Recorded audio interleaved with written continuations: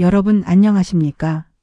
오늘 제가 들려드릴 이야기는 우리 주변에서 실제로 일어날 수 있는, 아니 어쩌면 지금 이 순간에도 일어나고 있을지 모르는 충격적인 사건입니다.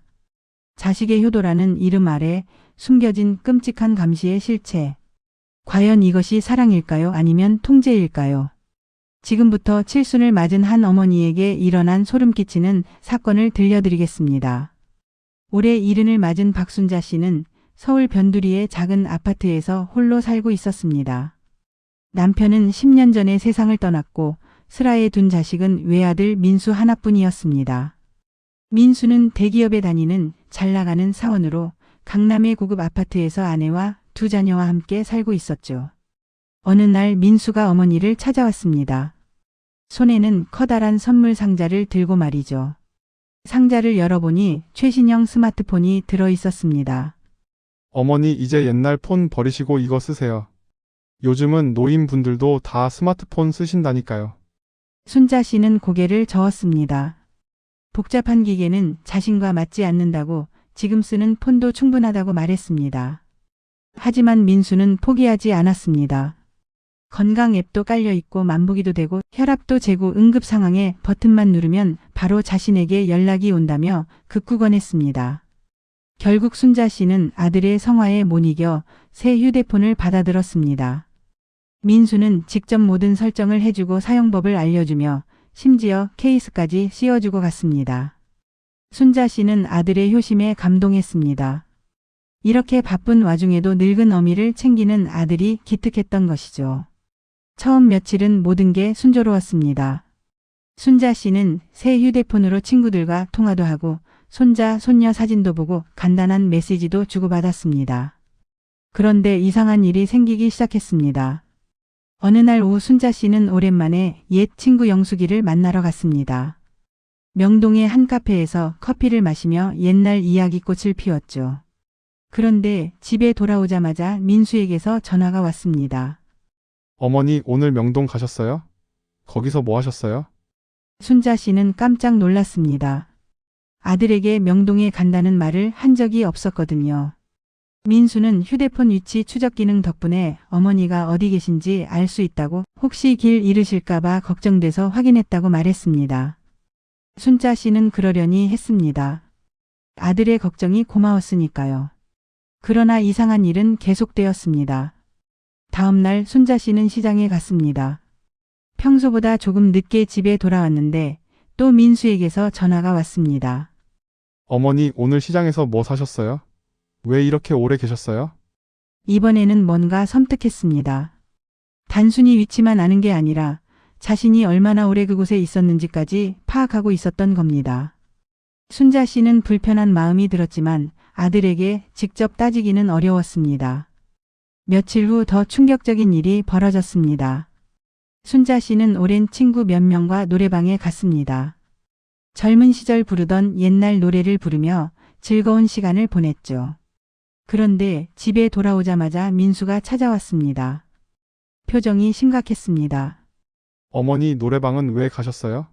그런데 가시면 코로나 걸릴 수 있잖아요. 그리고 어머니 나이에 그런데 다니시는 거 보기 좋지 않아요. 순자 씨는 화가 났습니다. 자신이 어디를 가든 그건 자신의 자유인데 왜 아들이 간섭하느냐고 따졌습니다. 하지만 민수는 어머니의 건강과 안전을 위한 것이라며 오히려 목소리를 높였습니다. 그날 밤 순자 씨는 잠을 이룰 수 없었습니다. 뭔가 잘못됐다는 느낌이 들었습니다. 다음 날 아침 순자 씨는 용기를 내서 아파트 단지 내 경로당으로 갔습니다. 그곳에서 만난 이웃 할머니에게 자신의 상황을 털어놨습니다. 이웃 할머니는 깜짝 놀라며 말했습니다. 그건 단순한 효도폰이 아니라 감시폰일 가능성이 크다고. 자신의 조카가 경찰인데 그런 사례를 본 적이 있다고 했습니다. 위치 추적은 물론이고 통화 내용 녹음, 메시지 내용 확인, 심지어 카메라와 마이크를 원격으로 켤 수 있는 앱들이 있다는 것이었습니다. 순자 씨는 소름이 돋았습니다. 혹시 자신이 집에서 나누는 전화통화도 혼잣말도 모든 것이 아들에게 들리고 있는 건 아닐까? 혹시 자신이 집에서 하는 모든 행동이 감시당하고 있는 건 아닐까? 순자 씨는 떨리는 손으로 휴대폰을 들고 근처 휴대폰 수리점을 찾아갔습니다. 젊은 수리기사에게 사정을 설명하고 혹시 이상한 앱이 깔려 있는지 확인해 달라고 부탁했습니다. 수리기사는 휴대폰을 확인하더니 심각한 표정을 지었습니다. 겉으로는 보이지 않지만 시스템 깊숙이 숨겨진 감시 앱이 설치되어 있었던 것입니다. 위치 추적, 통화 녹음, 메시지 백업, 심지어 카메라와 마이크 원격 제어까지 가능한 강력한 감시 프로그램이었습니다. 순자 씨는 그 자리에서 주저앉았습니다. 자신을 믿고 사랑한다고 생각했던 아들이 자신을 이렇게까지 감시하고 있었다니. 효도라는 이름으로 포장된 이 끔찍한 통제가 순자 씨의 가슴에 비수가 되어 꽂혔습니다. 수리기사는 앱을 삭제할 수 있지만 삭제하면 아들이 바로 알아챌 것이라고 경고했습니다. 순자 씨는 한참을 고민하다가 일단 그대로 두기로 했습니다. 먼저 아들과 대화를 나눠봐야겠다고 생각했습니다. 그날 저녁 순자 씨는 민수를 집으로 불렀습니다. 민수가 도착하자 순자 씨는 단도직입적으로 물었습니다. 너 엄마 휴대폰에 무슨 짓을 한 거니? 민수는 당황하며 발뺌했습니다. 하지만 순자 씨는 물러서지 않았습니다. 수리점에서 확인한 사실을 모두 털어놓았습니다. 민수는 더 이상 부인할 수 없었습니다. 어머니의 안전을 위해서였어요. 혼자 사시니까 무슨 일 생길까 봐 걱정돼서. 하지만 순자 씨는 아들의 변명을 듣고 싶지 않았습니다. 안전을 위한 것이라면 왜 몰래 설치했느냐고, 왜 자신의 동의도 구하지 않았느냐고 따졌습니다. 민수는 말문이 막혔습니다. 사실 민수에게는 다른 이유가 있었습니다. 어머니가 혹시 재혼을 하거나 재산을 다른 곳에 쓰지는 않을까 하는 불안감. 아파트 한 채와 적지 않은 예금이 있는 어머니의 재산이 다른 곳으로 흘러갈까 봐 걱정했던 것이죠. 순자 씨는 아들의 본심을 눈치챘습니다. 오랜 세월 살아온 어머니의 눈은 아들의 거짓말을 꿰뚫고 있었습니다. 순자 씨는 조용히 말했습니다. 너는 내가 내 엄마가 아니라 내 재산인 줄 아는구나. 민수는 아무 말도 하지 못했습니다. 순자 씨는 그날 밤 오래도록 잠들지 못했습니다.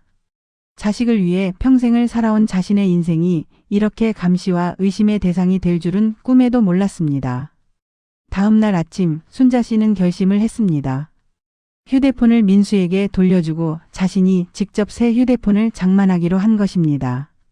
그리고 통장도 새로 만들고 아들에게 알리지 않은 계좌로 돈을 옮기기로 했습니다. 순자 씨는 변호사 사무실을 찾아가 상담을 받았습니다. 변호사는 이런 경우 명백한 사생활 침해이며 법적 조치도 가능하다고 말했습니다. 하지만 순자 씨는 법적 조치까지는 원하지 않았습니다. 그래도 자식인데 그런 일까지 벌이고 싶지는 않았던 것이죠. 대신 순자 씨는 유언장을 작성했습니다. 자신이 쓰러지거나 판단력을 잃었을 때를 대비해 재산의 일부는 자신이 평소 후원하던 과원과 양로원에 기부하고 나머지는 민수에게 상속하되 감시와 통제가 아닌 진정한 효도를 실천할 것을 조건으로 한다는 내용이었습니다. 몇 주가 지났습니다. 민수는 여러 번 어머니를 찾아와 사과했습니다. 하지만 순자 씨의 마음에 생긴 상처는 쉽게 아물지 않았습니다. 순자 씨는 이제 아들과 적당한 거리를 두기로 했습니다. 한 달에 한 번 만나고 통화는 일주일에 한 번. 그 이상의 간섭은 받지 않기로 한 것이죠. 여러분, 이 이야기는 단순히 한 가정의 문제가 아닙니다. 현대 사회에서 기술이 발달하면서 사랑과 걱정이라는 이름으로 포장된 감시와 통제가 우리 주변 곳곳에서 일어나고 있습니다. 휴대폰 아이 관리 앱, 배우자 감시 프로그램. 이 모든 것이 과연 사랑일까요? 아니면 불신과 통제일까요? 순자 씨는 이제 자유를 되찾았지만 아들과의 관계에는 돌이킬 수 없는 금이 갔습니다. 신뢰는 한번 무너지면 다시 쌓기 어렵습니다. 여러분의 가정은 괜찮으신가요? 혹시 사랑이라는 이름으로 상대방의 자유를 침해하고 있지는 않으신가요? 오늘 이야기가 여러분에게 작은 경종이 되었기를 바랍니다. 진정한 효도는 감시가 아니라 신뢰에서 시작됩니다. 진정한 사랑은 통제가 아니라 존중에서 비롯됩니다. 이것으로 오늘의 이야기를 마치겠습니다. 도움이 되셨다면 구독과 좋아요 부탁드리겠습니다. 들어주셔서 감사합니다.